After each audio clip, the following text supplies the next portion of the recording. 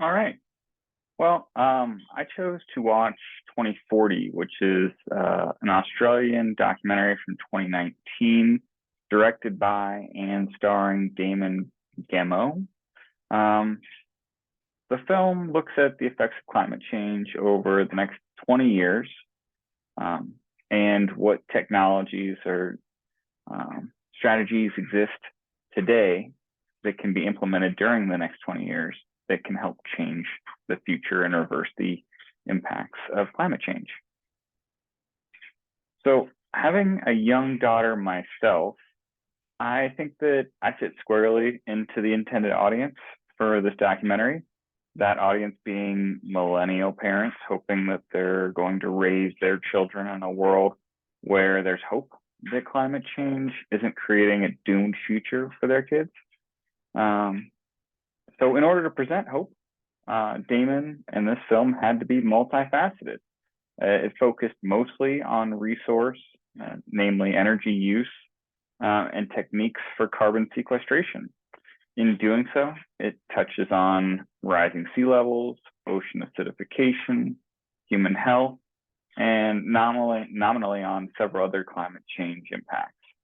Um, to do these things, the strategies or technologies that Damon explored were electric vehicles and ride sharing opportunities, um, individual energy production and microgrids within communities, and regenerative agriculture, agroforestry, and marine permaculture.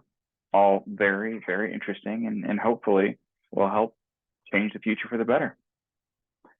Um, I may have mentioned it. He traveled the globe to look for innovative ways to adapt to and combat climate change and atmospheric carbon levels.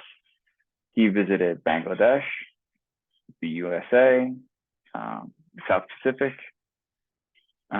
But the ideas that he advocated are, I think, globally applicable. Regenerative agriculture can be practiced anywhere. Electric microgrids can be implemented anywhere. It's not currently illegal, right?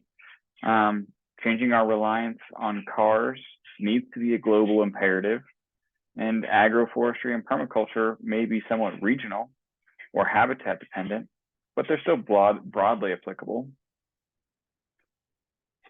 So, in my estimation, 2040 was pretty good, but not great. It's optimistic, and I think that was its intended objective, was to be optimistic and present hope.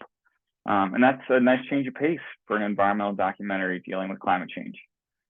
But while high on optimism, I felt it lacked a little bit on hard facts and a critical approach to how we must untangle the socio-political factors that have led us to this extractive capitalistic global system that perpetuates and protects itself from being upended.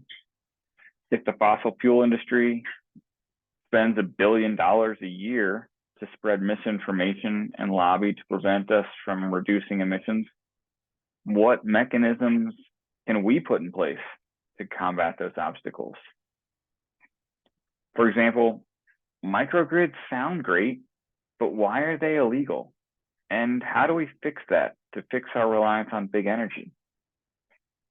So I really appreciated what Damon was trying to do in this movie, but it didn't answer the fundamental questions that I have for how we're going to deal with climate change.